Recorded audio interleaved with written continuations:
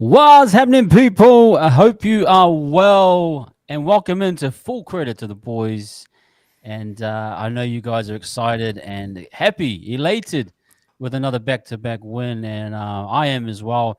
And so is my co-host Ash. How are you doing, brother? Welcome in.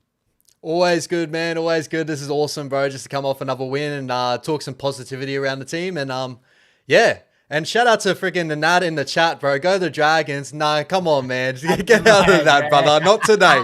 Good on you, man. Welcome in, brother. And everyone on from Ash Thomas YouTube channel. Welcome in. Welcome in, Jacko. Welcome in, my man. 40 home field advantage. Got the dub. I'm sure you were out there today, man. But welcome in, everyone. Jazz Tomatia, Marley McClay. Who else we got in here? I know that Philip Tetai. Everyone's been lighting up the chat even before we got in here, so we know everyone's pumped. But we appreciate you guys all coming in from all angles and all places. And everyone on Instagram, we know you guys are there. We unfortunately can't get to all your comments, but we see you. But if you want to come and share a comment, come and drop it on. I've pinned it in the comment section to come over here to wahsup TV on YouTube and share your thoughts there. But welcome in, everyone. Hope you guys are well. Yes. Massive talking points to go over tonight. We'll break it down as we go, guys, and we'll try and get your comments up. Me and Ash will talk through things, and then we'll get to your comments as well. Daniel Berry, good morning. Where are you from, sir? Constantly, let us know where you are from the chat, brother, but we appreciate you coming in. And everyone in from X as well. Thank you all for coming in as well. We'll get to your comments, guys. We appreciate you being in here, and we'll get that going. So, yeah, bro. Start us off. Ash, man, what was your thoughts on the game? Yep. That type of thing. Yeah, bro. Yeah, solid performance overall. You know, it was good to see the boys get through our work. Was a little bit tougher. I felt like the Knights actually, played probably one of their better games for this season overall. Maybe their best game for the season overall in this one. Ponga looked damaging, even though he didn't get amazing service all the time. But I thought that we held in really, really strong. We got through our game plan. Obviously, with our Mets going down pretty early in this game, we had a bit of a reshuffle. It's just, I keep going back to, I feel like sometimes, bro, we become the unluckiest team in the competitions. I don't know what it is, but it's good to see the boys shake the monkey off the back and continue on and get a good win for us at home, obviously, and get that, back to back, man. That's always good. And we're in the 8 now currently by the looks of it. So unless I think the Raiders might pump us out. Nah, we'll be right. Very nice, very nice. Now pre-game, man, where were you at pre-game? I mean, for myself, I thought this was a game that I was adding in the Adam O'Brien effect where, they weren't settled on their halves. Mm-hmm. And I was thinking 13 plus. Didn't end up that way, and it wasn't a game that we kind of got away. It was always kind of within the balance. Where were you pre-game in your view of how we might play and how the game might end up? Yeah, I was very much set on looking at we probably get on a big scoreline and that. Obviously, before a game, every game, I always get a little bit of nerves and all that. It dies down a lot more from the years past, you know what I mean? Years past with the Warriors, you just don't know what you're going to get. But the last couple of years have been very sturdy in that. So I went in a little bit confident thinking that we could get a decent scoreline on them and that. Just obvious circumstances that weren't able to be We saw a little bit of momentum and all that during the game, that we had spurts where we look like we can build on something special. It's just we're going to have to do that for longer periods. But yeah, before the game, bro, I was fairly confident, thinking that, the Knights halves merry-go-round would give us a little bit of a confidence booster to get into this game and put some points on. Yeah, no, it was. I thought, credit to the Knights. I thought played a really good game again. A very tight game. I thought defensively they had us covered in a lot of our attacking shape. I just thought it was a really good game by them. I think Ponga, world class Yeah, 100%. performance. You can just see the quality, and if and what he's able to do in attack, and so no, it was a really good game. Let's go from the start in terms of first half thoughts. Yep. We started off pretty well. I mean, if overall in the whole game it was 22 to 23 completed sets in the first half, I believe. Yep. Pretty sure that's where we kind of ended it. And it felt as though we were just in a really good role space. Yep. Yeah, I think the start was good. And then I think it was pretty much let's do it now. The Metcalf injury, what a shock to the system. Yeah. Man, and what's your thoughts on it now? We've heard it's a shin break. Yep.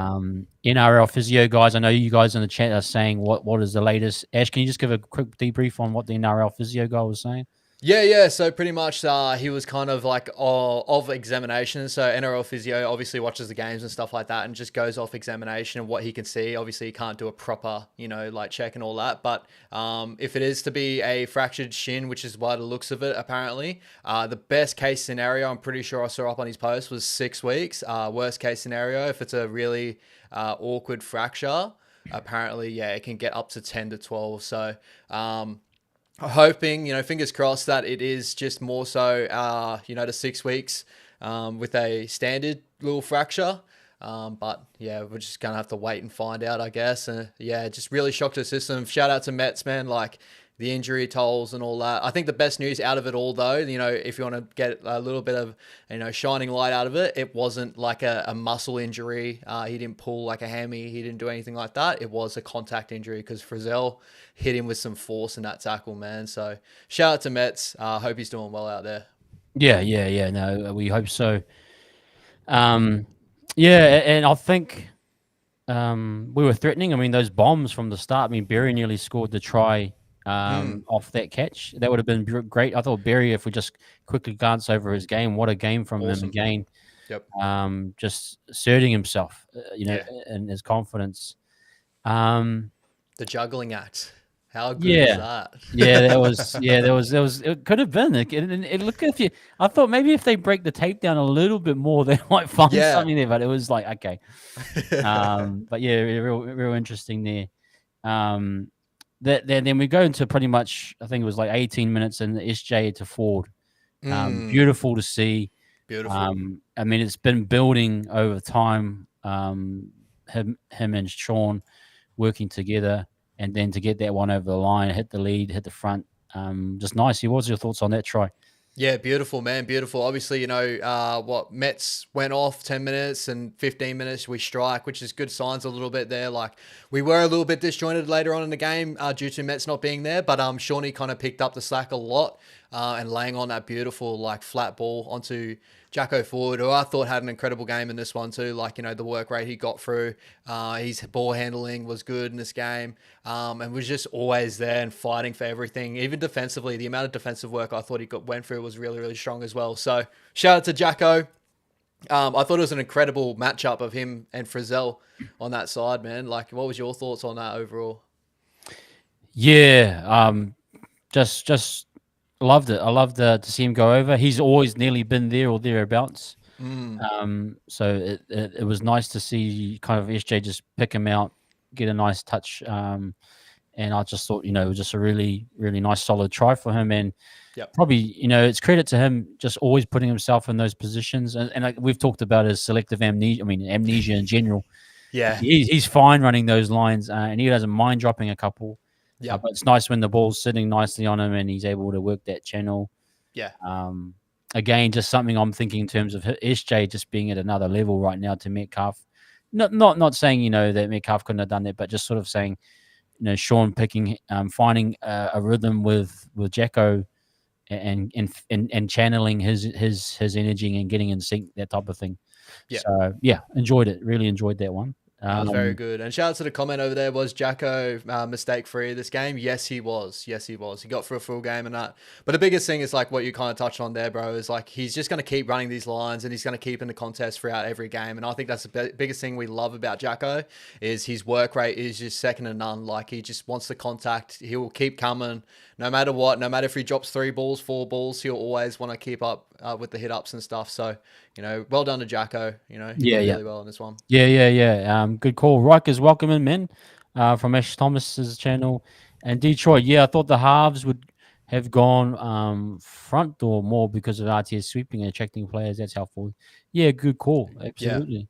Well, there's a couple of moments of it. We had like Capes, get put through, and then he was given the offload. A lot of that came from RTS sweeping out back and stuff. So it was good to see. We probably could have used it maybe a little bit more, but it was very good to see the boys work those channels really well. Yeah, and good call. This one as well, Philip. We might talk about this a little bit later, but AFE looks like he's carrying an injury. Could very well be. Yeah. Detroit's just saying, Detroit's saying here, Keeper reminds me of Mannering. Nothing special, just works his ass off and does the dirty work. Yeah, I think exactly. that's pretty much what we're getting out of him. But he's definitely got some. That try where he dropped, not try, but that we broke the line, he could have passed it and he kept fighting. I mean, that's what we love to see. Yeah. Just wish he held onto the ball a little bit. Hey, but guys, we got 30 people in here. I want to try and get to 50 likes tonight. I know that's a big ask. But if you are here, please give us a like on the video. And then same on Ash's channel, please give him a like and a subscribe. We appreciate you guys. Let's look at the next phase here, man. Kind of after that, it was almost immediate, the CHT try. What was your thoughts on that beautiful play, especially Egan breaking through and then Chanel with great support? We've been talking about finishing. Great to see that. Yep, 100%, man. We rolled down that set. I think that was pretty much back to back, wasn't it? We just went through, bang, we struck, and then we struck again. And our momentum was like amazing. And it just Egan does what he does best, bro. He picks out his moments straight through the middle. And usually it's Mets running that line, and then it's Chanel running this one. And we had a little bit of joke before this one, brother. What's your thoughts? Mets probably would have overran that or whatever, but good to see Chanel get there, my man. I was just being devil's advocate, guys. And I was saying, you think Mets would have overran that one? I think it would have been fine, but it was just nice to see finally getting some finishing. Again, in terms of Egan, you got to be around the guy. If you're around the guy, you'll find these this type of thing. And just Chanel, I mean, straight on the field, immediate instincts, just straight into it. I thought it was really, really class. I was thinking it was going to be a bit of a Fisiahi there. Glenn Fisiahi going in for the try. he was smiling too much, bro. I thought that same thing. You just see the replay and the guys coming over. I was like, oh no, bro, it can't be a Fisiahi, please no. Excite. I mean, in the moment, you can imagine this is a guy that's coming back from from thing, and he's getting excited. 100%. Welcome in, my man. Josh. There he is, the big man. What's up, boys? What's up, boys? What's happening, mate? Oh, how you doing, brother? How you feeling, bro? Pretty good. That was a very, very good, productive game. Hey, like I'm just getting my voice back, actually. I caught a bit of the show while I was some of the bros were here, so they've just gone out. But damn. Oh, okay. I'll just jump in. You guys carry on talking, and I'll just jump in as we go. No, it's great to have you on, bro. As always. We'll let Josh work himself. He's just kicked a couple guys out the door. He said, "Get out of my house. I've got some things to do here." So let him just settle in. The big lift. We're just talking about the Egan trial, really, and just the support play from CHT, pretty much straight on the field, and and just great try, man. What was your thoughts on that, Josh? On the Egan, the Egan support, like for CHT's try? Yeah. You mean? Yeah. Bro, I was just like, bro, look out behind you. Look out behind No, you. Yeah, bro, right. I was just talking about Fisiahi. Remember old Glenn Fisiahi? And he went to put the ball down. Yeah, it was a Glenn Fisiahi. There was a moment, because you can see in the replay too, like, I think was it Crossland? I can't remember who it was. But his eyes are just like, I'm gonna get you. Yeah, man, he was really up for it. Yeah, you could tell. But we thought support plays. That was just nice to see a try get finished off, and especially exactly with Egan. Just thought that was pretty cool. I think they've definitely been watching the channel, boys. I think Webby's been, and the boys have been watching this channel, because that's what you have been talking about for the last couple of weeks, right? Is finishing stuff. So I think they've been watching. Yeah. No, I was really, really excited to see a few things. There's a bit of work. A few things we didn't finish, but no, you're right. I was really happy that we finished. We polished that off. It was gone. It was gold, bro. It was good. It was good. Yeah. Yeah, just Egan getting himself into the game real early and all that too. Like, it was just really good to see him get through a proper stint in that. Had a little bit of injury scare later on in that game where I was like, brother, like, are you serious? Like, please, like, be okay. But he ended up being all right, getting the full 80. So that was really, really good to see. Yeah, that it was the Metcalf injury, and then when we saw the old grimace from the old figure four, was it Kurt Angle? Was like the old ankle lock, shamrock lock. He thought he was going he thought he was gonna get going off the field, but nice recovery. Our boys are really good at that, eh? They kind of they show the grimace and go down, and then they get back up. Been watching a bit of the soccer. Do you think we've been practicing it, bro? You think we've been practicing it a little bit? Yeah. Oh, well, yeah. I think Dall's getting really good at it at times, but he's a pro at it, bro. And the Academy Award goes to yeah. With that haircut too, bro. Academy Award all day. But yeah, then there was, I think, there's a little bit of pressure. RTS dropped the high ball, but then also after that, Ponga, that short side raid, and then RTS covered tackle was awesome. Beautiful. The Ponga, man, just him and RTS in that little period there where they were going back and forth, and then the 6 minutes to go, RTS breaking ankles and bumping off people, man. Josh, bro, what was your thoughts on that little window there? Bro, I kind of feel like Rogers, like, he just keeps getting better every game, but it must be like when Stan Walker was on Australian Idol, bro, and all the other contestants are just like, oh, we are not going to win this, bro. Like, he is just way too good. I feel like that. I feel like when people go to race Usain Bolt, that's what they must be thinking. Like, we are not going to be able to catch this guy. Because, bro, he's just putting people in moon boots, bro. Like, people are at the A&E right now with broken ankles. Oh, bro, he is in his Metcalf's off to the hospital, and the other fella's like, "Hey, what are you doing here?" Oh, RTS, bro. Watch the highlights, bro. Watch the highlights. You'll see it. 5 minutes behind, he's in A&E with old Metcalf. They'll have a category for that in A&E, bro. They've got a category for that. Oh, look down, broken. Oh, there's an RTS. There's an RTS injury. Yeah. The old RTS ward, bro. Oh no, that was awesome. He was gone. He was so instrumental at the back there, bro. It's like he never left, because that's a big shift to go from center back to fullback. And I know he started as a fullback, but I was a little bit hesitant. I was like, man, he hasn't played there for a full game for a few years now. I was a little bit hesitant, but being the professional that he is, bro, I thought he would come right, but didn't think he'd have that much of an awesome game. Bro, just a complete athlete, eh? Like, the strength of the man, like, no matter what, like, even when he straightened up, bro, he was finding his front. Like, no one really put him on his back throughout the whole game. And just, bro, that sidestep's just second to none. Like, how a man can just, like, spit and just go bink, like, in 2 seconds, just dink, dink. Yeah. Bro, he must be so hard to handle, obviously just watching that. I can't remember who it was. I think it was Brodie Jones or whatever for the Knights. And he just, like, put his head down early, and the next minute looks up and just fucking on the ground. Oh, later bolt. Poor guy. He's just looking at his lovely calves go past him, bro, like his beautiful calf muscles. And he just watches them go, but he's just so disrespectful, bro, when he sidesteps grown men. These are grown men, bro, and he's just so disrespectful. No one doesn't like him, bro. It's just on a different level. RTS, bro, just beautiful to watch. I just enjoyed that. Then just going into the Knights try, Grubbers. I mean, it's kind of a talking point. But yeah, again, just sort of a good fair try. Ash, do you think Grubbers in general just tricky to deal with, or is it kind of a Warriors thing, or you think it's just a general NRL? Yeah, anything.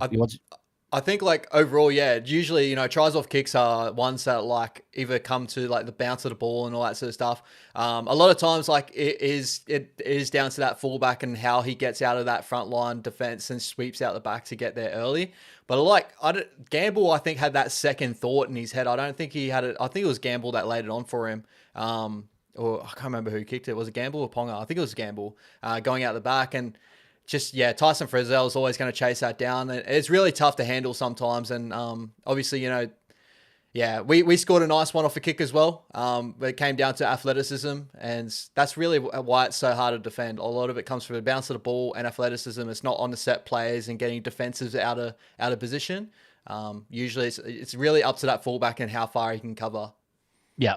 I think it's just good play by the Knights. 100%. What's your thoughts on that, Josh?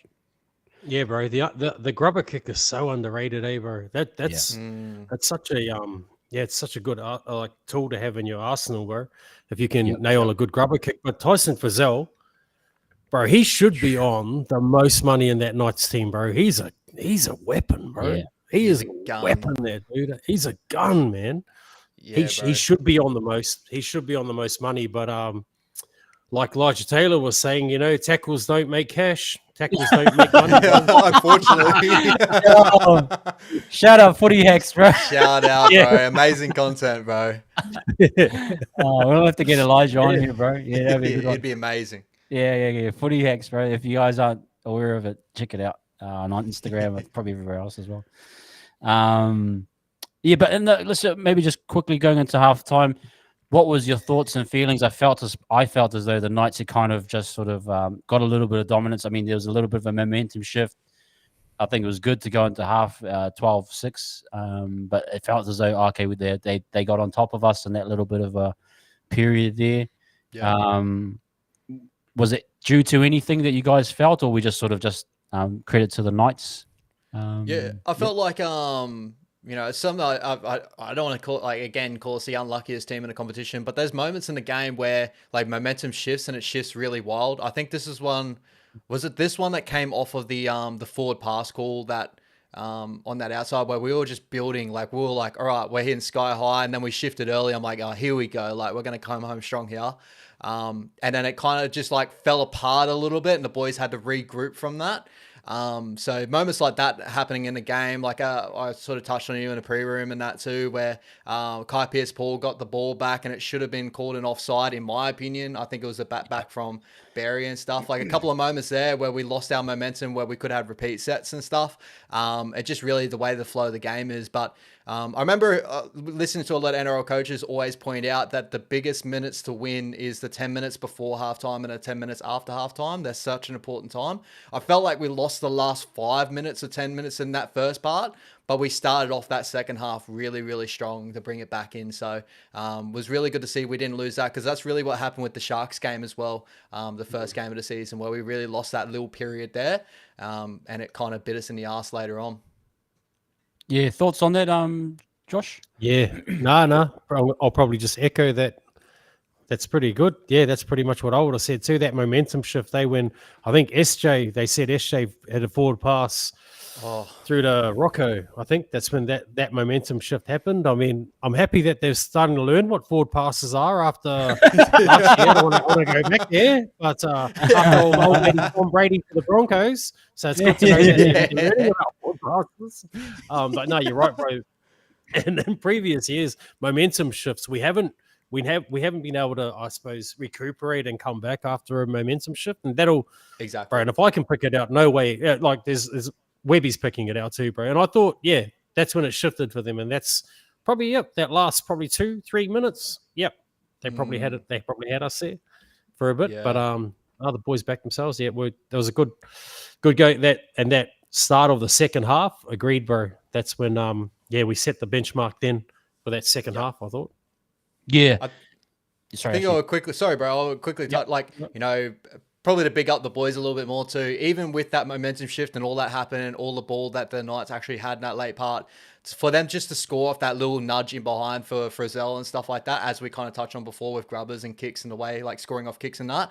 I think the boys really held in very, very strong in that portion there, because I think the Knights really got their tails up for that little portion before halftime. And I think that's when RTS had that little drop ball as well, just before halftime as well, off the kick, which gave them a little bit more ball too. So it was good to see the boys hold out before halftime and not leak any more points, which in the past we have done in the past, you know. Interesting comment. I think I'll touch on it now. The sideline reporter Tiffany Salmon, she was saying that we are the second worst team, and I know it's only the early days, but second worst team for goal line defense. Yeah. Interesting comment. I never seen that. I'd never even thought of it. No. Is that just early days? You know, not enough data, or are there some issues there that could potentially? Yeah, I feel like it could be early days, like, you know, it's only, you know, early in the season and stuff like that. And we haven't put together a proper, like, full 80-minute performance that's like, you know, us, like, we haven't hit our potential yet and all that. But, like, I don't know. I felt defensively we were turning teams away as best as we could on our line. Like, there was moments, like, in that Sharkies game, then again, like, the Sharkies barely had time on our line, so... Maybe there is something to it, you know what I mean? Maybe it's just like the amount of work we try to keep teams into their own 50, that we kind of fall apart a little bit, like with their opportunities when teams get down our end. So maybe there's something to there, but very early on. Yeah. Yep. Any thoughts, Josh? Or all good? No. Who was that, bro? Our goal line defense is solid. Who was that? Was that? Tiff, I know her on Twitter, but Tiffany, if you're out there, we're countering we're going to counter your corridor there. The stats you got from your man, old Blocker Roach. I was going to say, where do you find these stats, bro? Blocker's saying, hey, put this out there. It was Brandy today, wasn't it? It was Brandy. Brandy. Man. It doesn't get any better, does it? Brandy. Even Vossi, like, I used to love Vossi to death, but even sometimes Vossi is starting to get on my nerves these days too. Like, you know, the whole, like, you know, the game doesn't start to the Warriors till like later on in the game, or, you know, the Knights are still in this one, which they kind of were, but you know, those sort of commentary calls where it's just like, come on, boys. And the cliches, as soon as it hits the certain time, the Warriors are about to, Yep. Blocker Roach is great at those. Yeah, Blocker, he knows it too well. He'll be down by 40, bro, and he'll be like, well, the boys got to get a move on here if they want to win this game. I'm like, Block, we're down by 40. Like, there's no way I'm getting this one back. I've believed. There's been times I've been down by 50 and I'm like, no, there's still time. Manu might score a couple of times. No, I'm the same. I think give you help. The Blooming 2002 era Warriors, they built that in me, unfortunately. So ever since that time, I remember the game against, was it in Wellington against the Dogs? Yeah, 6 minutes to go, down by 20. And Stacey just got that kick, he just got that kick, man. But since then, I've just always been, we can make it back. Which is I have not stopped believing since that day, pretty much. Never stop. Let's go to the second half, man. The Montoya. What a take. And please forgive me. I apologize for my comments for jamming in last week. I'll accept that as a trade-off. You are forgiven and forgive me. Josh, man, what was your thoughts on that one? We in reflection, we kind of needed that trade. But yeah, just before that, what was that winger? There was a winger that I can't remember his name for the Knights. He got whacked anyway, and I was like, I wonder if they'll put up a ball for him now, because he'll be still a bit tender. But the athleticism shown by the greatest Chilean rugby league player to ever live, amazing. It's amazing. It was Chile would be so happy with that. It was awesome. Yeah, athleticism, timing. Well, he didn't jump too early. Which is good. So you can get penalised for that. And so apparently. He can get penalised for that. Yeah. And Riker's saying he still jammed today, but they didn't score. Oh yeah, I noticed that one. But he jammed the right guy. It was the right did. call. He wasn't jamming space. You know, he was. He got the right guy. But yeah. What was Detroit saying here? Do you think a good counter for wingers diving for corners is to not go tackle their body, but dive where they're headed to place the ball, like DWZ diving to the patch of grass where Coates was going? Any thoughts on that quickly? I think that was that the question? Yeah, it's a little bit tough, man. Like, because obviously the boys, like you're aiming for such a small portion comparatively to a full body. Like, I'm guessing you want to get full body contact.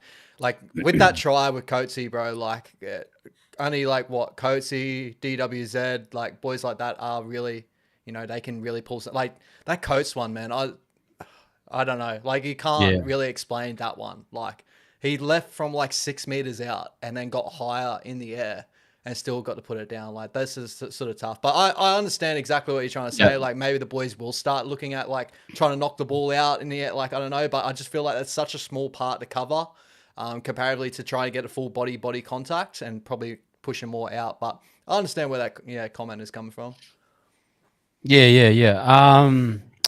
Then we kind of went into. I felt as though there was like that period in the middle of the second half where it was back and forth. You could kind of see it was just like kick for kick. Yep. And then the Knights kind of started to get, it was like force back. It was like they started to win 20 meters. We kick it back 10, and then it kind of got back into. They kind of got on top a little bit. Yeah. What was your guys' thoughts on the middle part of the game? We still were up by 12, but yeah, any thoughts on that part? Yeah, like I think, overall you will get yourself in these sort of like stronghold battles in the middle of the game, wrestling back momentum and all that. I think just when the Knights, they were just trying to find their way back into this game, and I think the boys did pretty well. Like I think a little bit later on, we end up bringing AFB on. A little bit later on, I felt like that was the perfect time to bring AFB back on. As soon as I saw him go on, like, thank God, Webby. Like, that was amazing because we were kind of getting belted down in our own line and that. It didn't really happen perfectly. Like, obviously AFB didn't get through, like, didn't really change the momentum completely. But through that set where I saw him on, I was like, in more other games when we do get ourselves behind a little bit there, the change where Webby just brings someone on like that and to really get momentum back in our side, like that's going to work more times than not. So, it's just one of those things, in the middle of the games, you just got to try and wrestle back momentum as best you could. And it's good to see the boys just really hanging there for a decent period and not really try to give the Knights too much of a sniff. Yep. And actually, talking about the AFB coming on at the right time, I think Jazz and obviously Marata Bunty did a pretty massive shift. I suppose with, Metcalf getting injured and CHT probably wasn't going to be activated till the end of the game. Really changed things. Josh, what was your thoughts on the bench, bro, overall? Yeah, bro. They had to put some big minutes. I thought, I agree, man. AFB coming on, I was like, yes. Perfect, bro. That was perfect timing for me as well.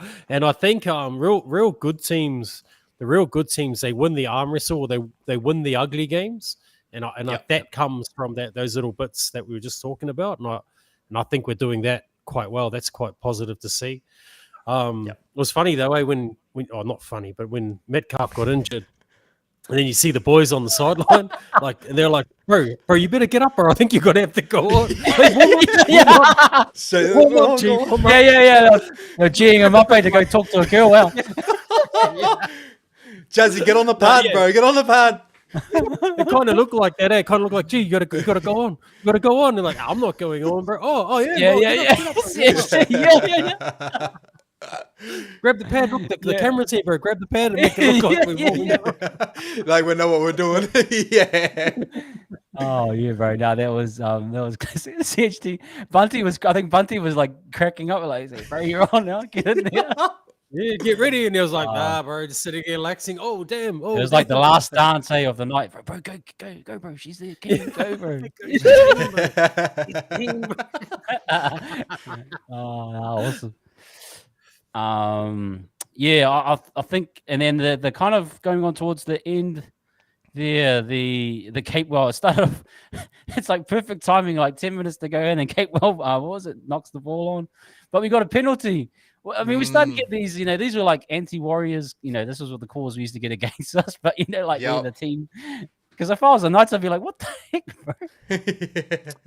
Well, but I'm happy it's us. We're getting them now. Yeah, Josh, let's Josh talk about this. Yeah, right up. Yeah, no, well, what you got to do to all the other teams out there is get yourself a CEO of a major sponsor that's going to have a bit of a sippy every now and then things will happen. Things might start to happen. Okay, so you get yourself a CEO of a sponsor and then get them to just make a little bit of a complaint because, I don't know what that call was, but I'll take it. Like, man, they were way offside. They were way offside. Thank you, sir. Yeah, that was gold, man. But hey, like, obviously we don't see everything, but I was happy with a few of those. But there was definitely a few moments. I think a Barnett, misplayed the ball. But apart from that, on the Newcastle Facebook site, they are blowing up about Jackson Ford because I'm in there giving it to them, bro. Your team is so useless. Joey Johns must be so disappointed in you. But they are blowing up about that try for Jackson Ford, saying that he knocked it on. And saying that CHP potentially knocked on. Yeah, exactly, bro. Exactly. But in times previous, would they have pulled that try up for us, bro? You know what I mean? Like, it just had that flavor about it. I was like, oh, yeah, they're going to pull it up. They're going to try and find something to but they awarded it. But no, the Knights fans, bro, are blowing up about that. And they said that we were throwing forward passes, bro, which... There was a couple borderline ones, but it went both ways, though, man. Like both teams. I love the one where it's like you'll know the cameras. You're like coming up on the halfway line or wherever it might be, and the camera's literally in line. And then you see the forward pass, and it's like obvious. The one I think the Knights did one literally on halfway, and it was like, and they didn't call it. I was like, what the heck? Yeah, 100%. Yeah. But then Ponga, bro, that. Well, I mean, I got PTSD. I got Canberra PTSD from the that last shift. Remember the overtime one, the Sean Johnson drop goal last year. Yeah, they do that early shift to the left. I get on the outside, and then Ponga, RTS saves the day, man. But what were you guys thinking in that moment, man? I was like, fuck. Like, honestly, like, I think the Knights do lack a little bit of speed. Now, I thought Nali Chihuahua was incredible in this game, but if he was like someone like Xavier Savage, like Khan Pereira, I feel like we would have been in a very sticky situation there as well. But like Sheck did so well to cover. Like, I'm pretty sure he covered the first man and then went, all right, back to Ponga, switch back around, and then batted the ball down. Like, bro, that's just all class, man. All class. Yeah. I think that was the point, bro, where I might have I think I threw something across the room, and I was like, no way, no, we can't be doing this again. But I was just in the moment, I probably should have kept a cool head. I probably should have thought logical, but I didn't. I was really emotional. But no, and then when you watch in the replay, because I didn't really realize how awesome RTS was until they replayed it and done in slow-mo. Bro, and it's like he's just out there. You know what I mean, bro? He's just having a cup of tea, chilling, and they're trying to score tries. He's just like, rap, like 3 of them, bro. Like, damn, damn, that's so good, bro. Then these are elite athletes, bro, that he's doing it against. So it's not like it's a high school game or anything. Like these are elite athletes, bro. Wow. Yeah, they are. Damn, absolutely. To be that guy. Yeah. And RTS knocks the ball on. Definitely said, try Tane one. Why is Tane getting shady here, man? The guy didn't even play the game and he's getting hits from. Tane was incredible last week. I thought he was incredible. We love you here, Rikers, but come on, man. To be honest, though, bro, I did question. Did any of you question that? Whether he. Bro, I might have questioned it. Yeah, the composure of RTS, man, he's so good, and just the burst of speed too. Just they cover that guy and then just get on his bike, bro. Like, yeah, that guy, all-time athlete, bro. I just want to touch. Let's maybe start with him in terms of player reviews, bro. I thought the second half, massive carries, like. And the beautiful one was what was the one they do across the ruck? I think they've been trying to do that with C&K, but just hasn't really worked. Where you go to Sean and then he drops it back and you cut back the other way. Yeah. That was cool to see too. And I think they probably obviously worked on.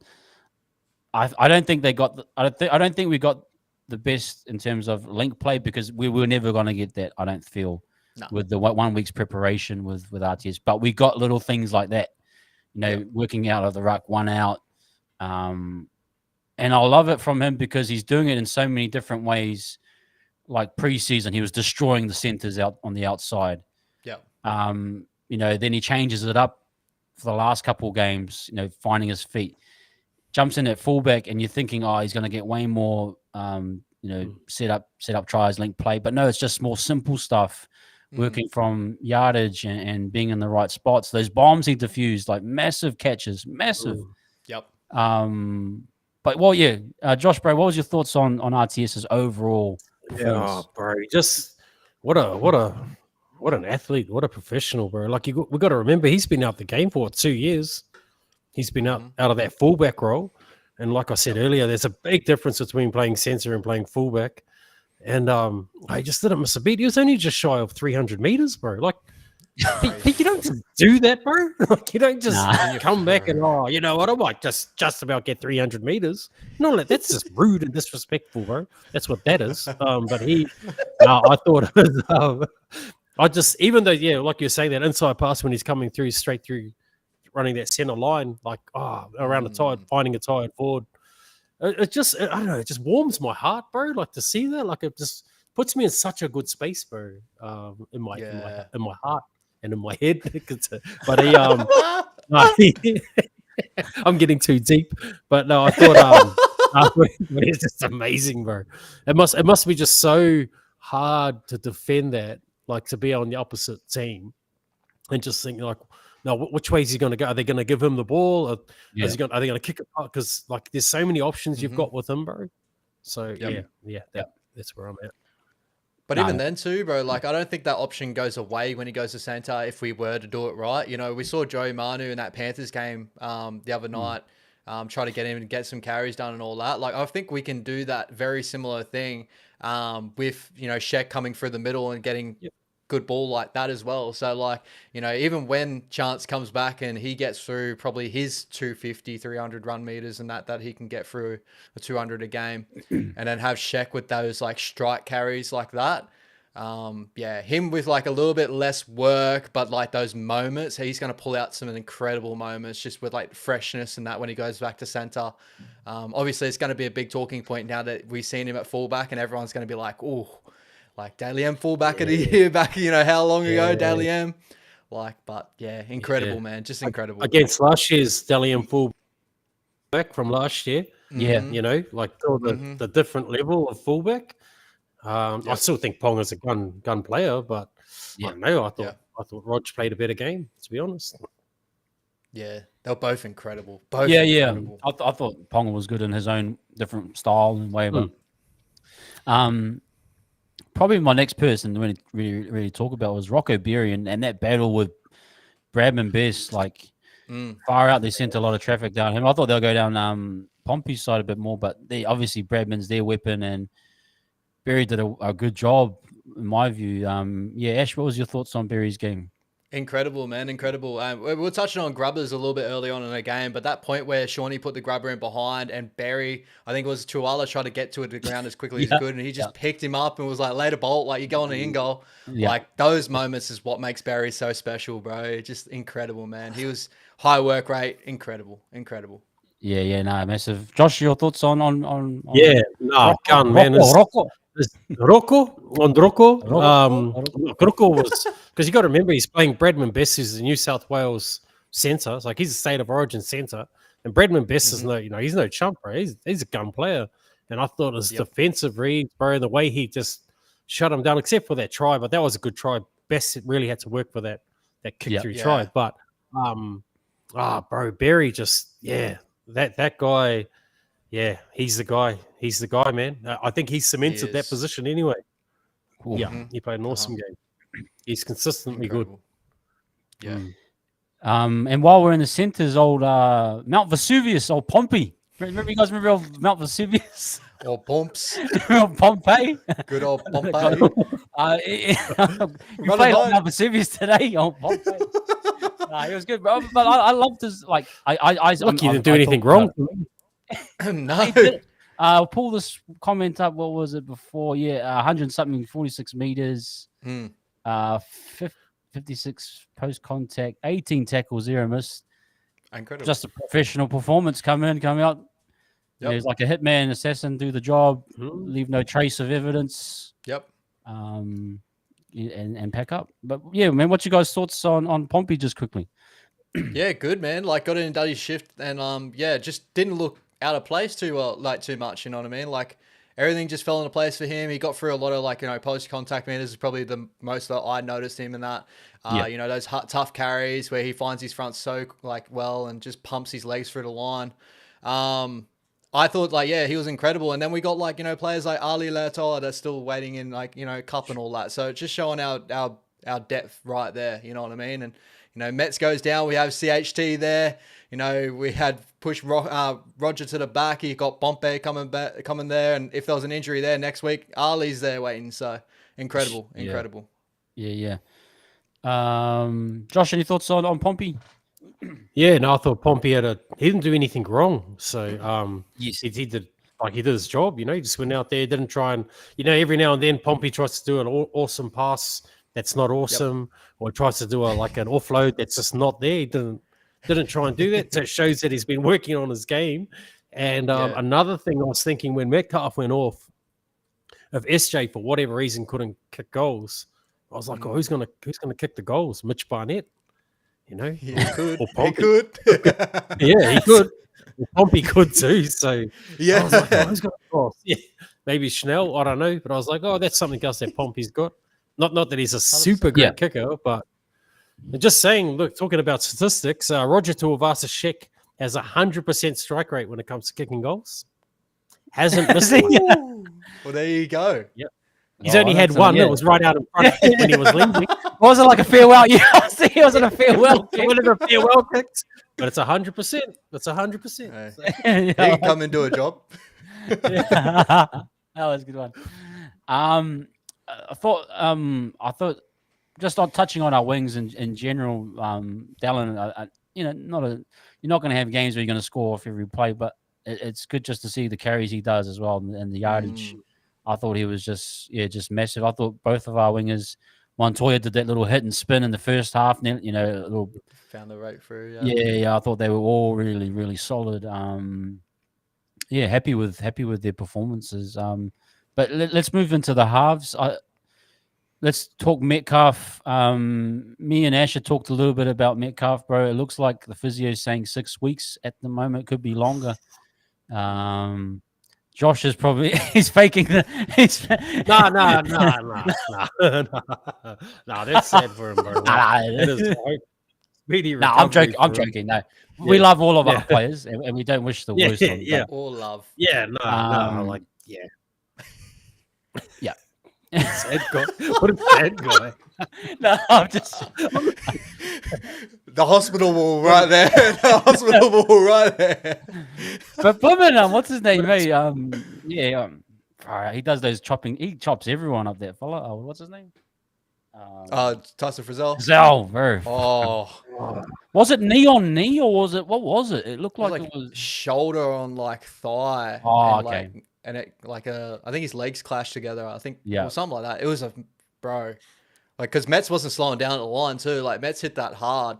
Yeah. It just stops like a brick wall. Far feel for him. That was later on in the game where Dal ran that ball back where it was suicide run and it hits Braden and Bess. I was like, oh, bro, fuck. These boys, man. Incredible. Yeah. And I think they just mentioned it earlier too when Metcalf was on. I think Brandy might have said, not that I take much into what Brandy says, but he was saying just on that left side, they run out of room, bro. They run across, whereas the right side, they straighten up. And I was like, is that, who's doing that? And you kind of got to think, is that a Metcalf thing? But anyways, if Metcalf's out for 6 weeks, Yeah, that's tough going, man. He's had some bad luck, eh? Yeah, he is. And it's not a hamstring injury, which was obviously good. Well, no injury is good, but it wasn't because of that. But while there's CHT coming on, Josh, bro, what was your thoughts on his performance? Yeah, well, yep. I was a little bit skeptical, to be honest, bro, because he played 20 minutes or something all year, and he hasn't played for the last 12 months. Then he just comes in and puts in a good performance like he did. I thought he played well, man. It's interesting how he goes into hooker as well and looks like he gives Egan a break. Yeah. I don't know. I've never really seen them do that with Metcalf, so I don't know if that's especially in the back end. Yeah, I saw that. Yep. Good call. Good shot. Yeah, that was good. Just while we're at it, Ash, do you think he stays in the 6, or just is Tamati a possibility now? What's your thoughts? I would probably run CHT in the 6. Like, I'm seeing all the comments, left, right, and center and that.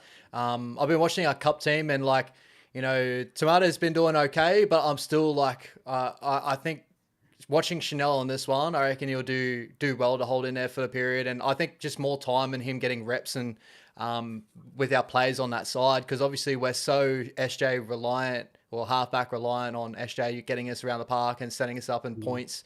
It'll be a little bit different with Chanel there, but I think defensively he holds his own there, which is the best thing about him as well. So I would keep Chanel in my opinion and just continue to let Tamati works his way in cup, and maybe things change later on, who knows, but I just haven't been incredibly out of this world impressed with Tamati in cup at the moment. That's all. That's my biggest thing. Josh, you the same thought? Is that if Walker's out?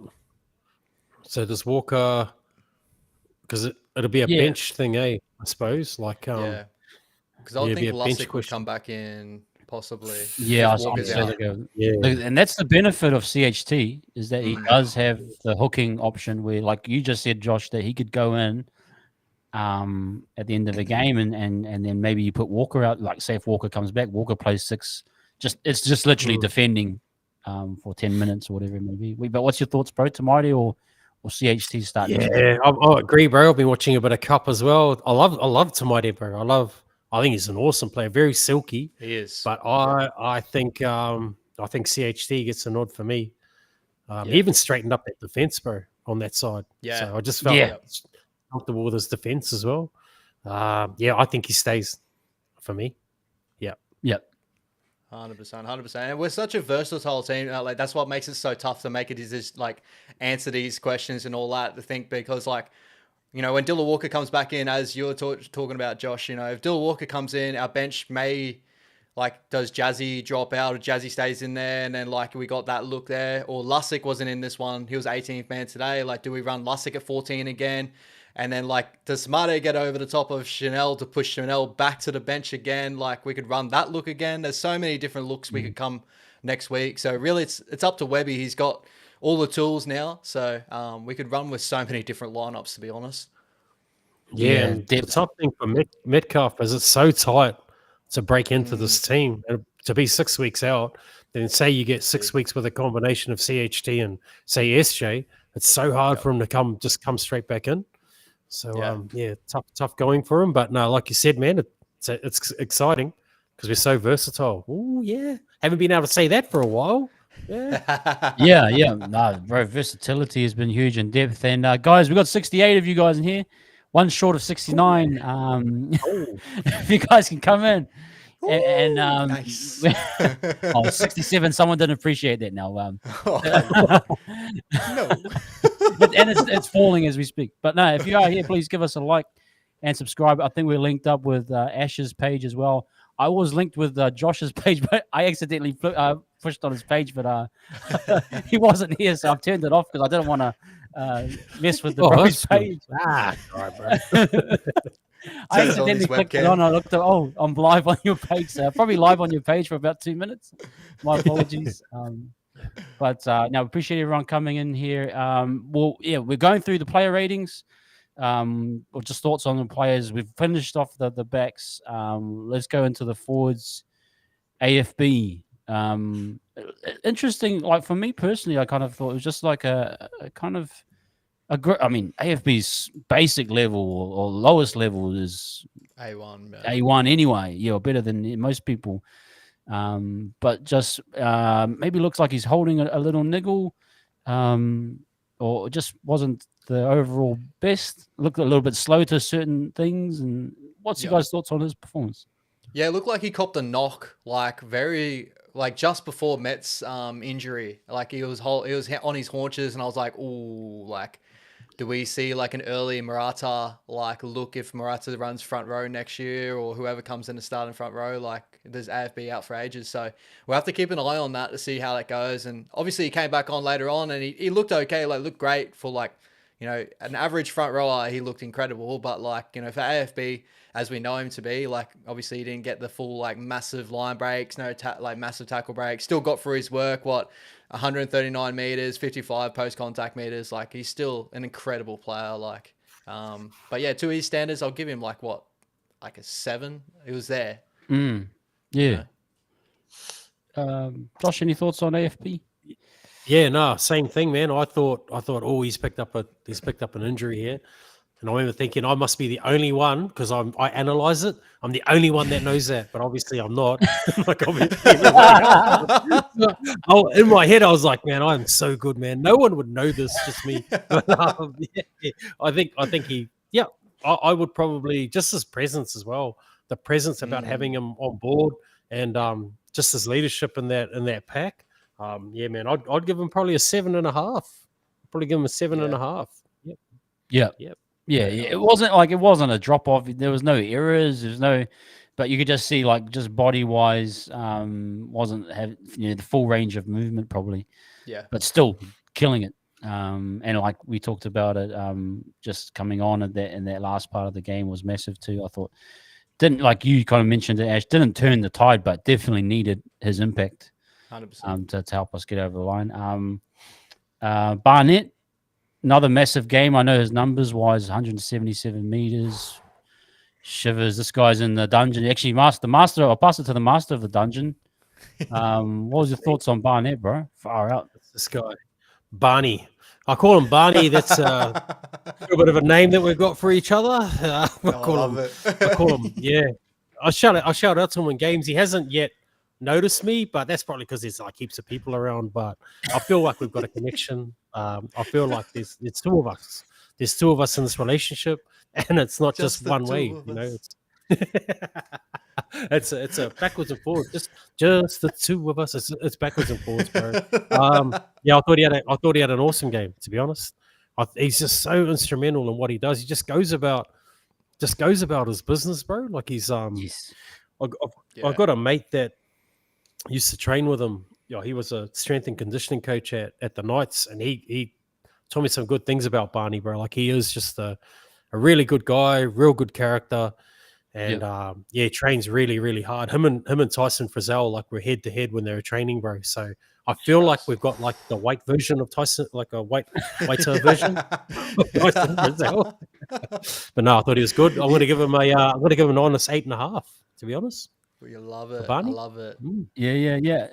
Ash, what's your thoughts on? Yeah, you already know my love for Barney too, bro. So I can't wait for the time that Joshy and Barney like lock eyes and have that connection that they've been talking about for a while now. So, I'm really excited for that. But incredible, man. Like, I just love the work he gets through. Like, I think the best part about Barney is like he goes out there, he's aggressive. Him and AFB, I can only imagine like being other forward packs looking across and having both those guys on the other end going like anything can happen. Like, those guys run out and just smack you. Like, so that's the biggest thing I love about Barney. He changes games with his defense and he gets through a ton of work offensively. So just love having him in this squad. Yeah, and like I think if you look at his journey too, I mean, this time last year, he was a guy that we worried would medically retire. Yeah. And to see where he's come from is just massive. But yeah, no, I loved his game. And Josh, a shout out here from Jazz. Somebody's saying, I'll be at the Warriors Bunnies. You're going to the Warriors Bunnies next week, aren't you, bro? Well, look, I'll change your plan. Not the hospital ball again. It's my wife's birthday, so I'm gonna give her a little surprise gift. Little bit of a surprise to the Bunnies game, mate. Got us a little weekend getaway, darling, down in Sydney. I've got us a hotel room, babe. It's gonna be great. You're gonna love Nice. it. Oh look, 2 tickets to the Warriors versus the Rabbitohs. Who would have thought? Who would have thought? Yeah, That's it. Nice. so I'll be heading down. I'll be So, heading down yeah. there probably. Yeah, I'll go down with my You'll wife. definitely get a Barnett. Get a Barnett. Bro. Get Barnett photo for sure. You can. Are you catching up with anyone there? You catching up with old CG or Cameron George? Or are you gonna Cappy catch up with Cappy? Well, I try and if it's me, then I do. But if I'm when I go with my wife or kids or something, I probably don't because they get embarrassed, bro. So they get embarrassed of their dad. So like I'm a growing man, and I'm out there yelling like a little fangirl. So probably won't, bro, because they just get embarrassed. I can't help it. Yeah. But yeah, guys, if you are at the Bunnies game, go catch up with Josh. I'm sure he wouldn't mind saying hi, and yeah, that'd be cool. Egan. Old way to Egan, great to have him back. 80 minutes, man. Shucks. Ash, what was your call on him, bro? Yeah, great, bro. Great. I thought, he got through his work, like the ruck deception, the line break, just so good to have him back there. And just obviously he's had a couple of weeks out, but just seems like slot back in and just like there's like no little period there where he was clunky at all. Like everything was sort of going the way we really wanted it to go. So, so good to have him back, bro. 80 minutes, amazing. Obviously scared me to death when he went down. I was like, please don't, please. But just so good to have him good minutes and getting through some good football. Yeah. And line breaks as well, far out. It was just, again, going back to that try, but it was beautiful to see. Josh, you think for him to play 80 minutes is pretty massive, or do you think he was always going to play? I mean, obviously CHT came on, late replacement for Lussick. Lussick dropped out. Do you feel that maybe he is going to be playing longer minutes than what we may have thought to start the season? Yeah, I think he was. The goal was for him to be an 80-minute hooker, bro. I don't think the goal today was for him to be an 80-minute hooker. I reckon CHT would have come on at some stage, and then when he would have gone off, Chanel would have just gone on and told him, "Oh, gee, Webby just said you have to stay on for 80 minutes, gee, so don't get injured, don't get hurt." But congrats, bro. You're doing 80 minutes. This is the reason you get paid more money than me, bro. So I wonder if they whisper stuff to them like that, bro. Oh, bro, you do 1,000 a minute, you better stay off. Yeah, they do, bro. Times that I've been fortunate enough to talk to the players, bro, they're 100% they do, bro. Bro, stay on, G. Like you get paid way more money than us. You have to stay on, bro. I thought he played solid, man, and to come back from injury and play 80 minutes just shows the measure of the man. He's what a competitor, bro. He would go close to being one of my favorite Warriors at the moment, bro. Like obviously Barney and I have got something on a different level where it's a more of an intimate. Like let's not get too deep, but I think Wade, bro. I think he's my favorite. I'm like just as how he can slow the game down, bro. In his head, looks like he's just got all the time in the world.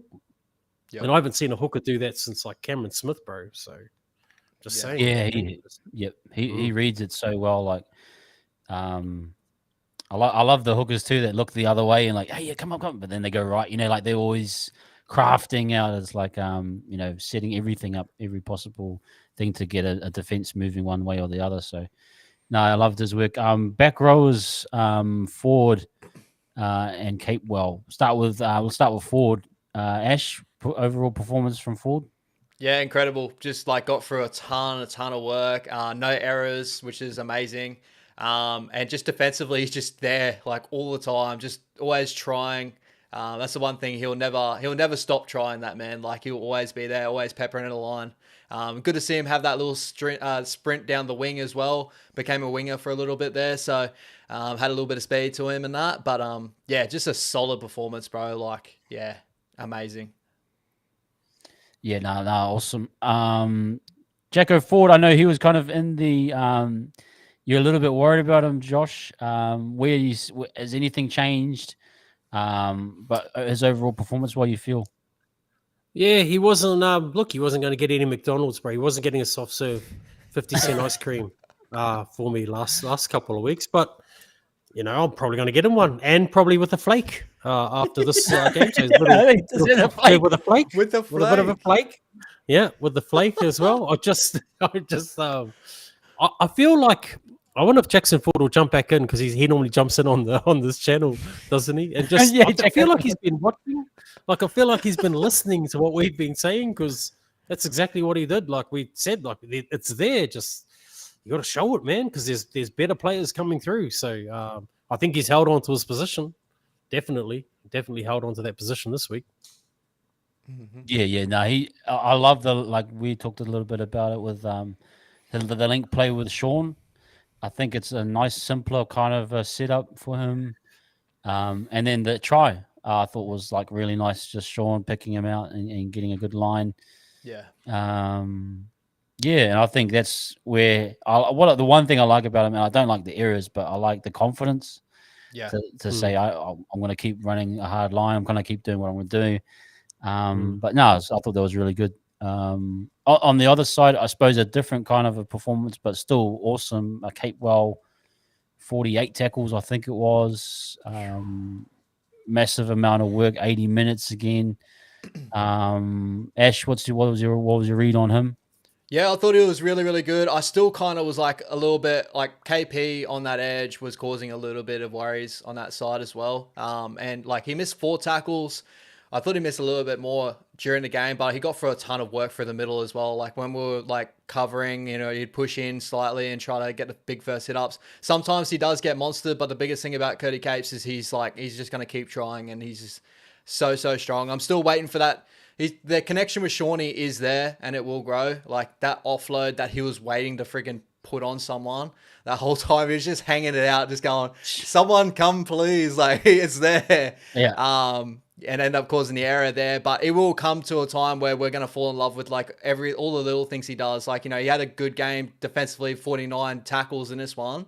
But he's never going to like on a stat sheet, you're never going to look at it and go, holy shit, ran like 200 meters or 150. Yeah. He's always going to run like that 80 or something, about 60s.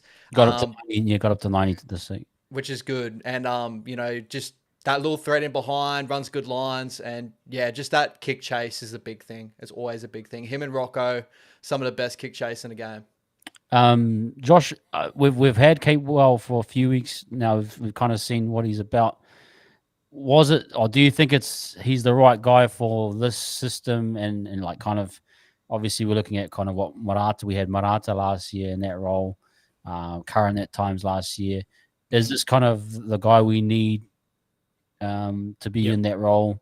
Yeah, definitely, bro. Hey, I think there was a comment made by a commentator. I think the ball went from SJ to Tohu to Capewell, and he said like, well, just look at the experience just in those 3 players. And you kind of forget how much Capewell's kind of done in his career before the Warriors as well, and bringing that to the Warriors is that's so important for the younger players. I think he will.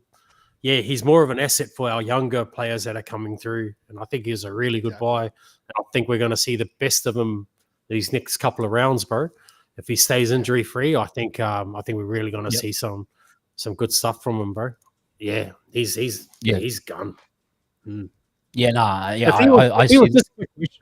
Quick question about Capewell. If he was a car, what kind of car do you think he would be? If he was a make or model of a car, what kind of car would Capewell be? Oh, it'd be a Toyota. He's in the Toyota range. He's Japanese for sure. He's a Land Cruiser. He's a Toyota Land Cruiser. That's exactly what he would say.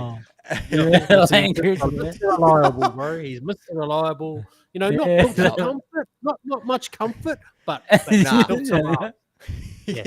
Built to last. I'm gonna keep that one, the Land Cruiser. That's what I'm gonna call him, bro. Love it, love it, love it. Yeah, definitely Toyota, man. Japanese never breaks, never falls. I love it, bro. Tohu, Ash, I mean, he's just that guy. He's like that guy in the background, like just he's in every photo. He's like the guy, like he's not in the main photo all the time, but he's in the background doing something. What's your thoughts on our captain, bro? Bro, just like every game, bro, he's just out there just doing his work and all that. It was good to see him get a little bit of a stint off in this game because, bro, like the amount of games that we've seen him run out there for 80, even though Webby's just like, I want to get him off, but like sometimes we just don't have a choice. He's just got to go out and do it, and he'll do it every time. Yeah, bro, just a mummy, man. Like he just does not stop. He's all strapped up, just does not stop. Love his ball playing. Love his work. Yeah, just incredible, man. Always incredible.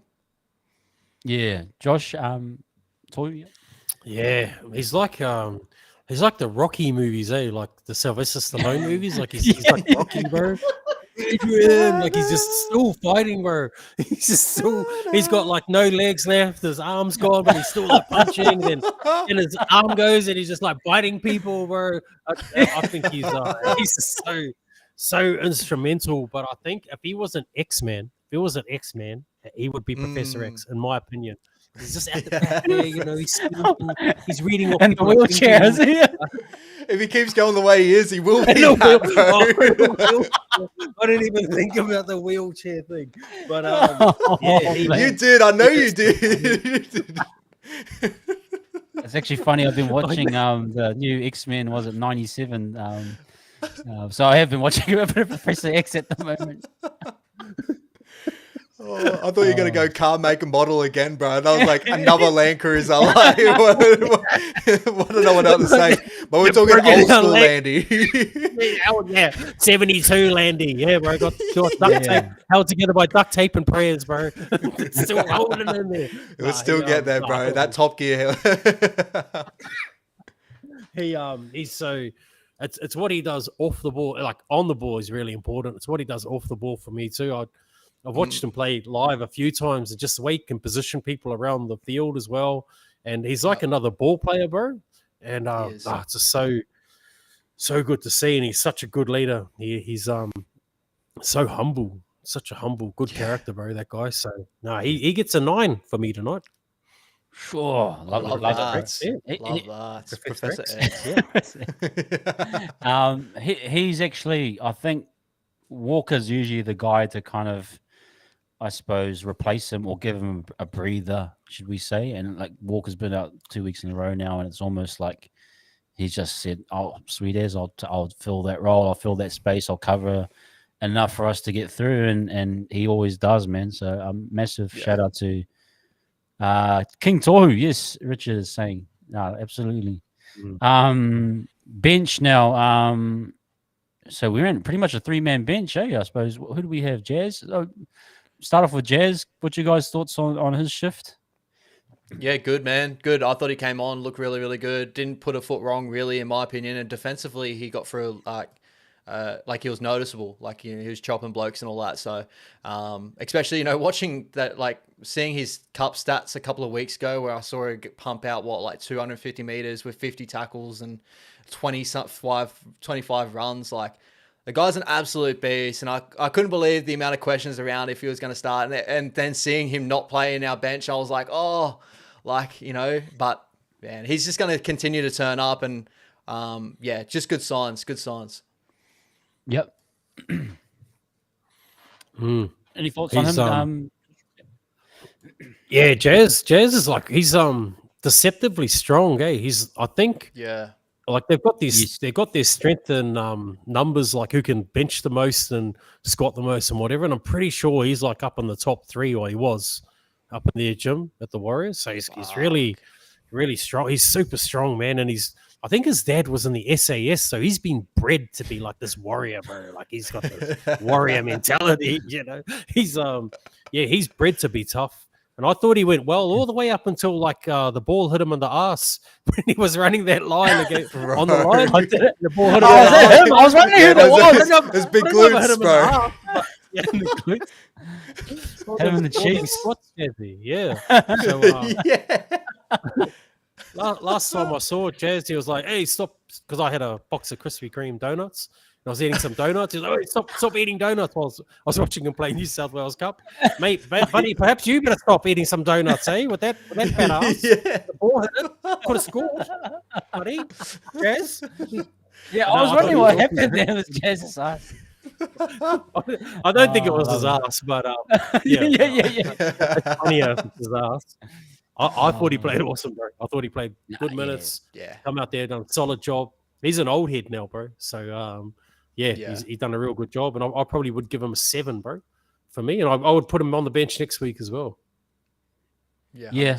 I agree. And I think the change from Lussick dropping out, I think, was kind of they needed Jazz to fill that third spot, and then CHT was I thought that was part of why I think he made it in, and credit to him, just a massive shift, and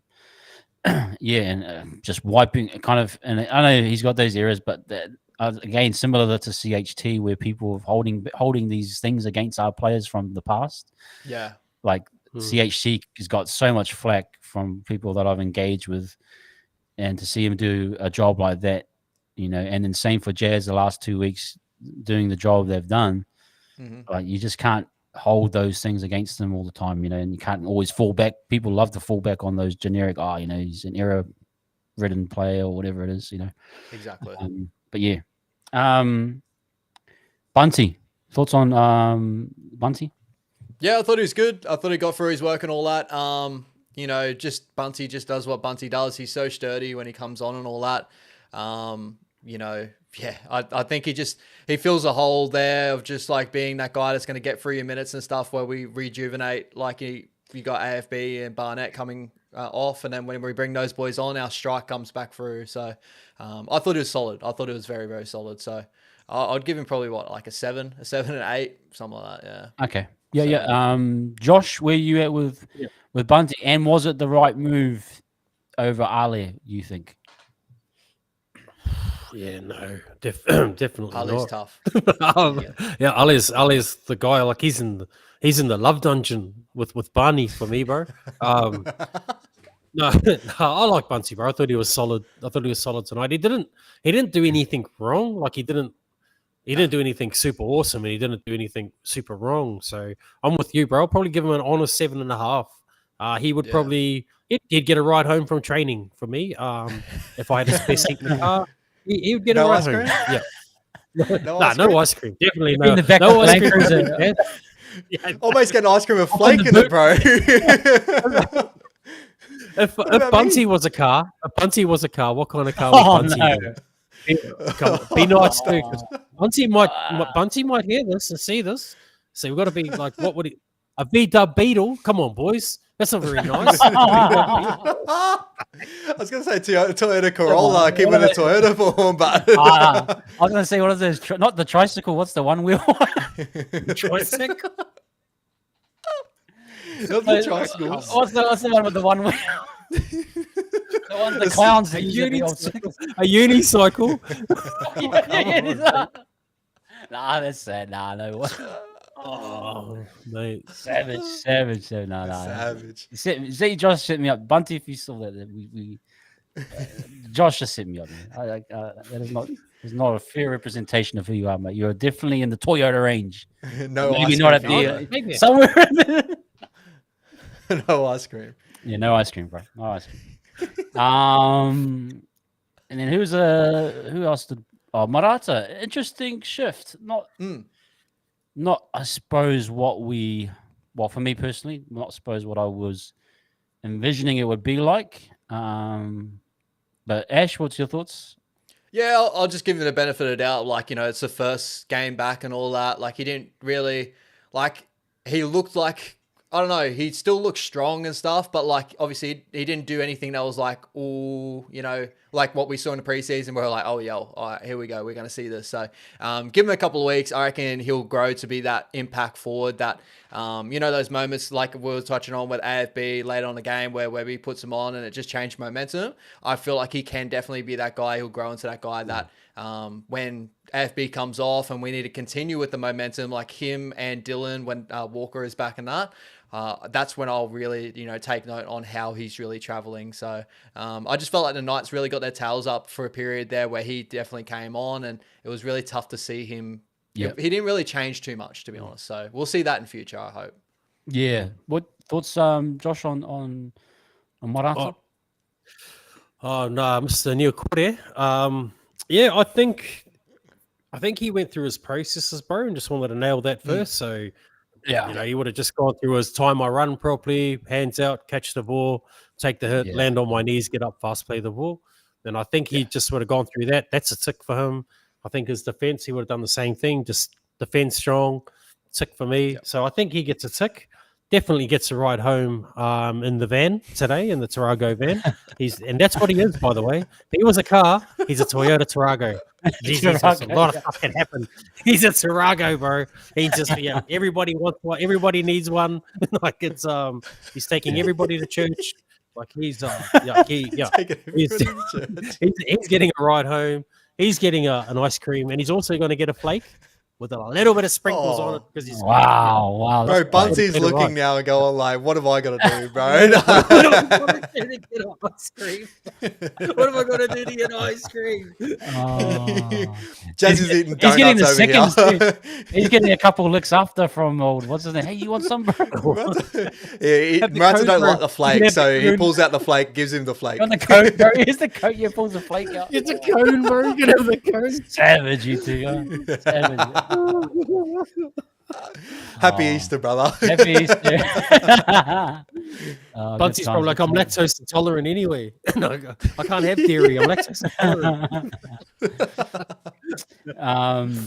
Well, yeah, that wraps up, I think, a pretty fair, our best thoughts on our player ratings. I want to quickly, just while we're here, I know it's kind of off topic, but I did see the bro Detroit put up a question.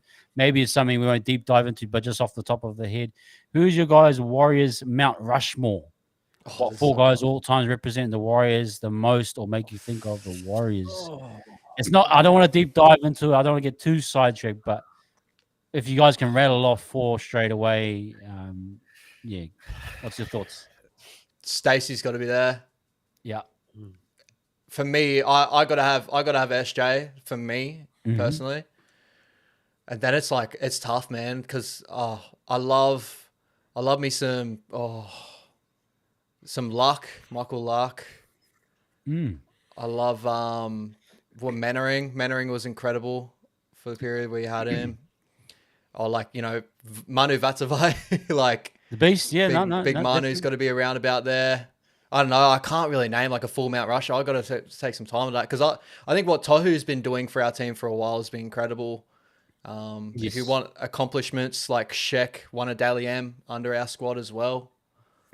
Like it's tough, man. Yep. It's tough. That's really, really tough. What's your thoughts, Joshy? Give us some names, bro. Give us some names. Oh, bro, it's hard, eh? It's like having a 4-seater car and you've got 6 kids, you know, 2 of you guys got to get ice cream. I don't want to leave anyone out. Can you guys get to the car theme tonight? I don't know. Daniel Anderson. I think Daniel Anderson, the coach. I was about to say that. Yeah. I think as a coach, probably. He changed the way that the Warriors were through that early 2000 period. Kevin Campion. Kevin Campion, James Maloney. John Kerwin came to mind. Mark Ellis as well. But they just came to mind. They're not going to be there. Oden Ryan. Sam Tompkins. It's a hard one. SJ and Stacey. Yeah. SJ and Stacey for me. SJ and Stacey do. They've definitely got those 2 spots. I wonder if Tohu. I mean, me and Josh have talked about it. I think Tohu supersedes Mannering if he gets a premiership. Yeah. Well, We're gonna do a yeah. combined, Yeah. combined 13 or something like that. I reckon that'll be awesome. There's a Yeah, lot of Detroit, man, chat. why are you doing this to us, bro? We'll do a combine at some stage when we got a bit of time. But yeah, I think we're gonna lock in two. I think we're gonna say Stacey and SJ right now. 100%. And if I could lock in a coach, it would be Anderson. And I think by the end of his time, Webster will Webby. be. Yeah. Well, Cleary had a those good three, start. in a certain way, Cleary, Anderson, and Webster will have their own. And Frank Endicott will. I'm just. Nathan Brown. Oh, that was good times. Oh, all right. Okay, but yeah, we'll move on. Where are we going? Let's talk about just overall where we're at. I mean, we're 4 games completed. How are we feeling? Positives, maybe negatives from the game, and moving forward into a Rabbits game. How are you guys feeling? Yeah, very, very positive about the squad. I still like, with all these performances that we're getting wins, you still see like the growth that we still have. We see the potential in periods like we had periods in all our games where we turn the switch on and we look like we're going to be something really, really special. And that will come probably another couple of 5 weeks or whatever. Hopefully during mid-season, we'll really put it together and get a nice little winning streak and all that, which we're 2 wins on the trot now. So, and the Rabbits at the moment, they look like a team where I feel like we could really do some damage. I don't want to say the same thing as what we said with the Knights and that, but I still don't think they're over that little hump and whatever Demetrio's doing and all that. I think we can really worry them, put some points on them. So with the overall squad, I think we're building really nicely. We've seen every performance that we look great. We look like a team that's contending for the top 4. Once we put it together, I think we can be a premiership threat this year. I really do. Yeah. Josh, you feeling similar? Yeah, well, I've been watching the whole round, this round, and I watched, just looking at some of the other teams. Like I watched Manly yesterday as well, and Manly were terrible, bro. Manly was a dark horse for me, man. And just at this given point in time, if we were to pick a top 4, the Warriors for me are definitely there in that top 4 spot. If the top 4 was to get picked now for a finals, I think we'll get better as we go along. I'm pretty confident going into this Rabbits game, bro, because like they were average, bro, against the Bulldogs, and the Bulldogs played an average game as well, bro. They played they should have dominated, and for such a strong team like the Rabbits, bro. If I'm a Rabbit supporter, I'd be going out to buy myself a Warriors jersey right now because your team. I got a couple of spares, 4XL if anybody needs one, around the waist area. I think we're honestly gonna pump them, bro. I think they're in a lot of trouble, the Rabbits. I do too. Yeah, I think I do too. Yeah, I'm the same. I just think we've done so well. If you look at the overall performances, even including probably from the Melbourne game through to where we are now, we're finding ways to win, even when teams are kind of keyed in on our attack a little bit. Yeah, I love the tries. Obviously, last week the Metcalf one, and then this week, obviously Montoya was. We haven't really seen much of that crossfield bomb, try scoring. So it's nice to see we're finding ways to score points in the untraditional ways. I credit to the Knights. I thought they had a really good, solid overall game plan, similar to Canberra. I think overall they did a pretty good job. But I just credit to our team. And then the next part is the depth is like being activated massively. And you're saying now Marata's back, he'll probably be okay. Hopefully CNK, once he comes back in, that will settle down, and then RTS will move back to center. But to see guys like Pompey coming for 80 minutes, do a job, move out. Tane did a good job. Dropped out. I just think that our depth at Jazz, again, another example, Ali, even, these guys are all just doing really good, solid jobs. It's credit to the whole system. And I know that's what they talked about from day dot, was everyone was going to be playing the same system at all grades. It was like SG Ball, New South Wales Cup. So it's like not too difficult for these guys to come in and they know what the calls are, communications, comms, everything. So I think we probably have one of the better depth teams in the league, and it's probably going to help us to cement that top 4. Because I'm the same with you. I'm so shocked. Well, I thought the Rabbits were just going to naturally pick up off a bad year. Manly fell into a shell. I didn't even think that was possible against the Dragons. They literally just fell off. And stopped believing in what they were doing. And I was like, well, that's a really bad sign for a team to really pretty much quit.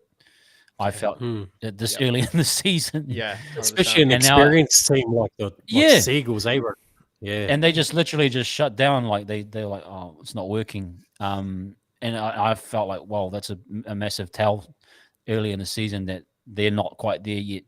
Then you're talking about the Rabbitohs' performance. Roosters probably the only team now they're kind of finding themselves in that really good spot. And then if you tie them in with the Broncos, I think again will always be strong based off of their attack and that type of thing. Panthers, then you're probably seeing us as that definitely in the mix. So yeah, I think we're looking really good, and it's because of that depth. But yeah, that's my thoughts anyway. Yeah, it's going to be credible, like, when we get back to, like, full strength too, like, as you're touching on there, like, with Sheck going back to centre, Chance going to fullback, Murata back in the side, Egan's back in the side as well. So, like, our bench next week, like, I don't know what the best bench, what we could put together in general. I think there's so many different ways we can really go about it, like whether Lussick finds his way back into a 14 role there, or we just run with Jazzy, Walker, if Walker's all good. Chanel being in there. I know we're missing Mets, but bro, like it's really looking really, really nice. And I just really credit the game plan too. Like the game plan looks good.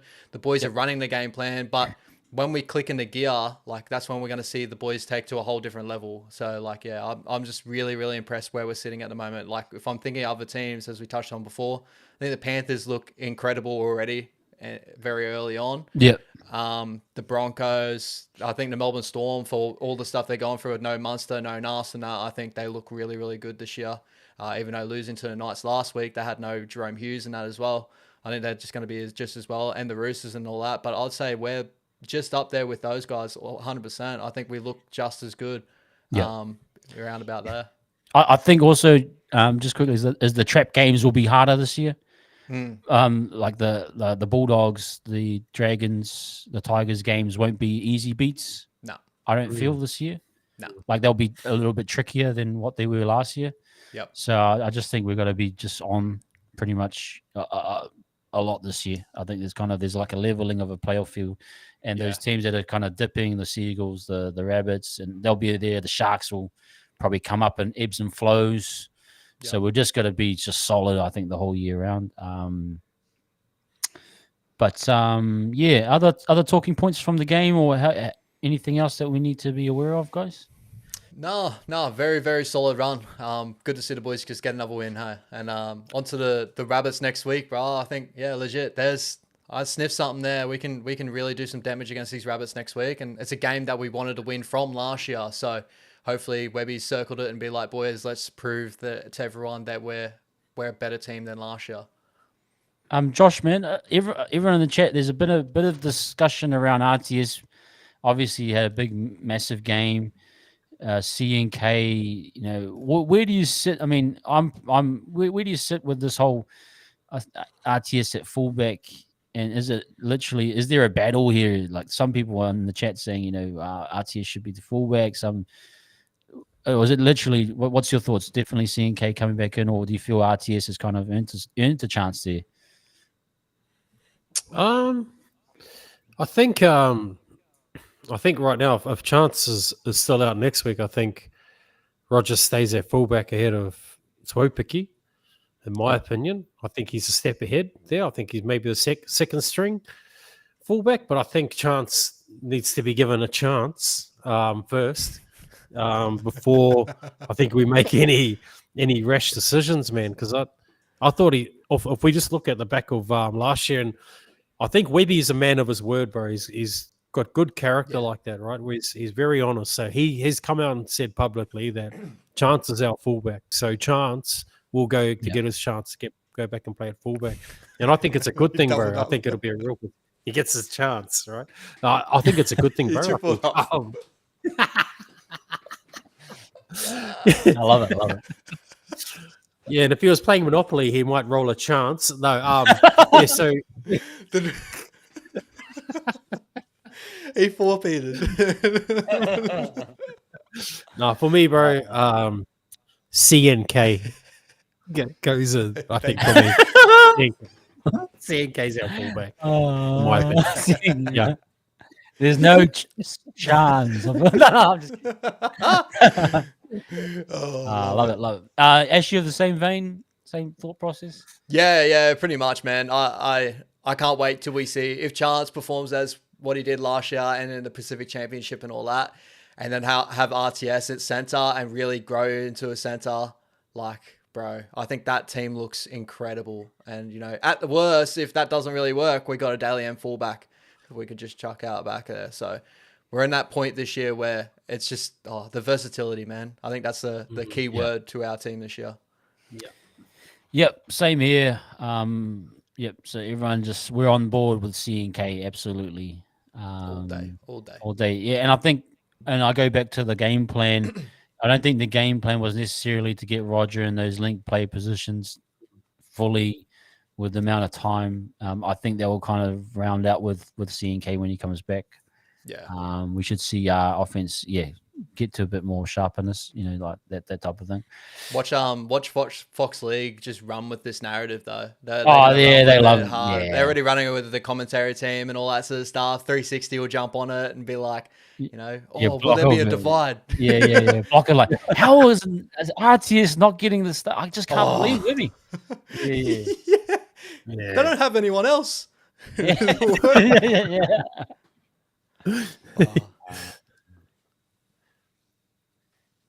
Joseph Maharaj. Okay, this one's interesting. What's this? If DW is rooted, does Kossi come back for a spin? His leg didn't look great.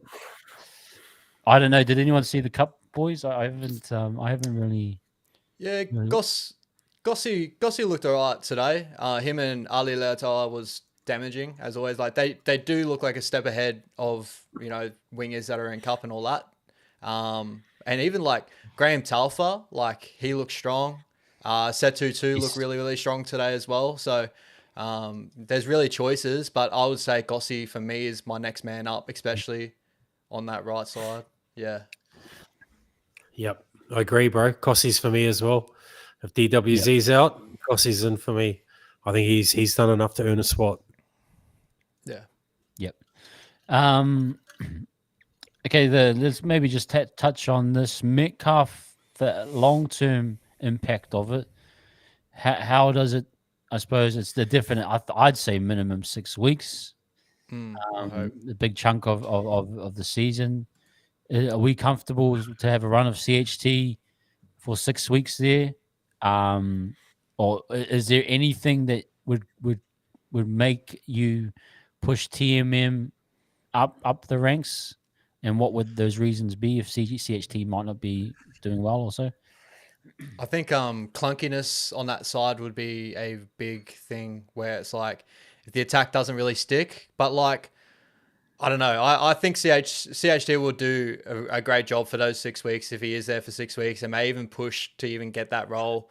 Like I love Metz and I think Metz is going to be our future and I think Metz will probably come back in if everything runs well, if he gets a running cup and just everything runs well.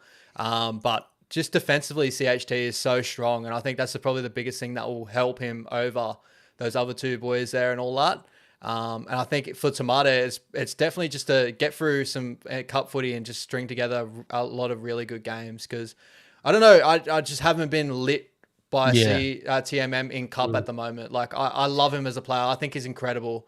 It's just I feel like he's on a little bit of a down patch at the moment, but he'll build back up. Yeah. The left-footed kick as well was another nice element. I've always been big on that. From my observations of the Luai, the Munster, Cody Walker, it just adds a nice element to it. Do you think that will be, part of the reason why we keep CHT? And what's your thoughts, Josh, on him overall having a good run? Do you think he'll have a good run in his next 6 weeks at least? Yeah, definitely, bro. He's so CHT's been in the Warriors system since he was like 16, 17. And I was watching the preseason when they're coming back to training preseason, and Roger and CHT were two faces that I recognized. So you know how it goes in order. Like you have the rookie players come first, and then you'll get some other players. Then your international players might come back, and they don't all come back at once. So to see CHT and Roger come back, like Roger's an All Black, bro. Like, and CHT's been in the system for how long? He could have had that ego to go, nah, you know what, man, I don't need to. I'm that good. But no, he started that. I don't know. That just sings volumes for me, bro. And I think that will reflect in the way that he plays. And I feel like he's got that. I think he's our Jerome Luai. Like, I think he fits that mold. I think he does. And we might have to, we might have to change our play a bit. But I think so too. he'll sit in, I think we change our structure a little bit. But Tamade hasn't really. I don't know, bro. I think he's been hunting and fishing too much, brother. Like, just he's wait, got the boat and all that now. Wait till you retire, brother. Like, nobody needs any canoes or anything, bro. We don't need to go. Nobody needs some eels. Nobody needs some pig, like some stags. Like, just bro, wait till you retire, and then go fishing. But he hasn't done enough, bro, to set the world on fire to say, like, you know, I deserve to have the spot. Whereas, CHT has, in my opinion. I do agree. I agree with what you were saying with like the Luai look. It like that's the one thing CHT. He always had that little thing of like he could pull something out of his ass out of nowhere, especially with his passing game, his kicking game. Like he always had these like little touches that just go, oh well, like where did that come from? Like example, the scorpion kick. Like where the hell did that come from? Like he just has these moments in him where it's just like, why? You know what I mean? But it happens and it works. And I feel like Luai is very similar, like off the cuff. When things don't go, he'll bounce around and all that sort of stuff. Where Metz is such a running six, like a fullback type of look, where Chanel is more of a traditional like half. So I'm really excited to see how that goes. I think CH2 will square it up.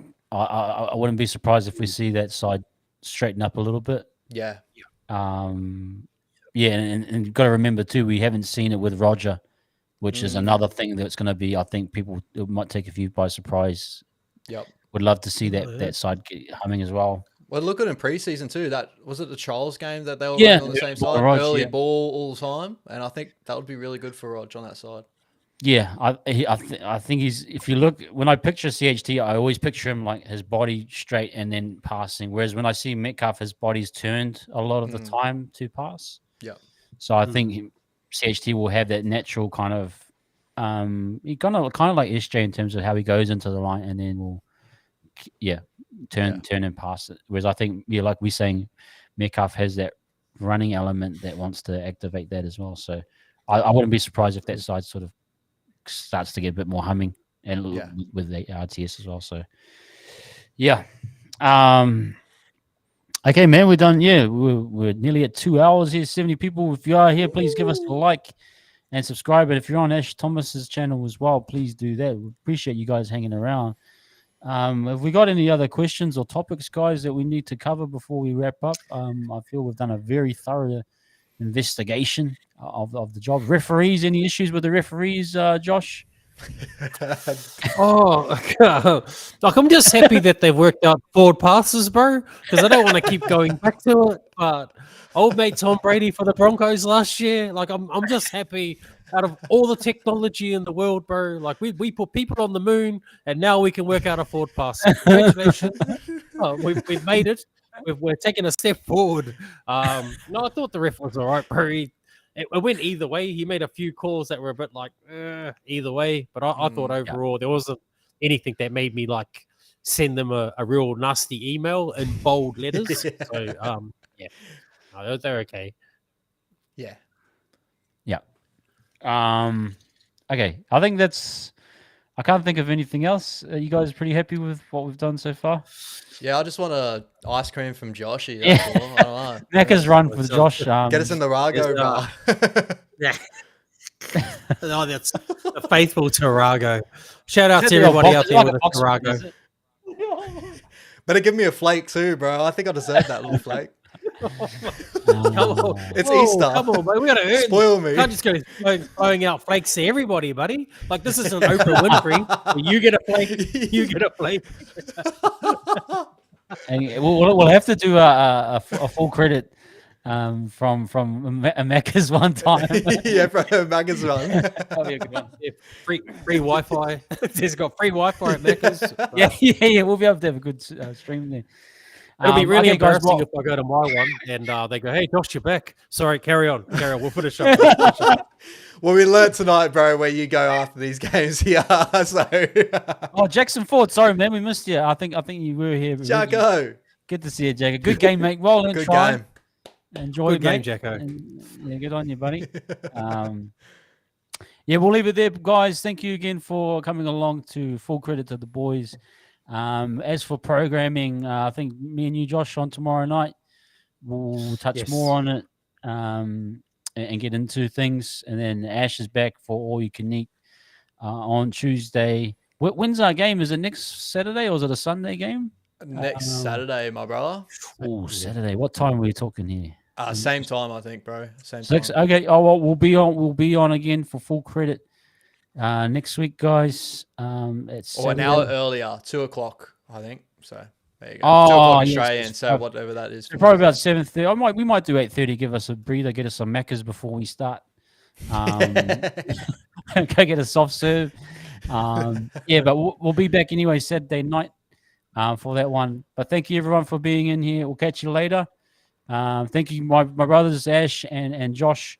Appreciate you guys as always, guys. And yeah, before you leave, guys, give us a like and a subscribe onto Ash's page, my page, Josh's page as well. We appreciate you guys' support. Up the wahs. See you.